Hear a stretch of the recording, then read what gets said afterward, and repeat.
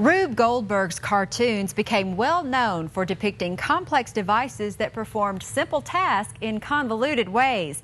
Now students are using this concept to stretch their creativity and team building skills in ways they never thought possible. The 2011 Purdue University Rube Goldberg machine shattered the world record for most steps ever successfully completed by such a machine.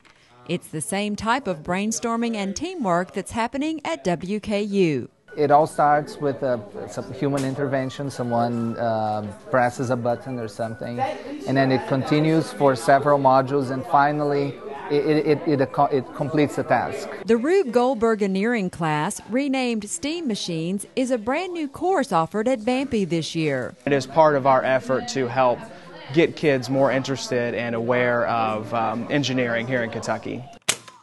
Each module carries out the Vampy Camp social scene and eventually integrate for the final task of pinning Big Red to a wall.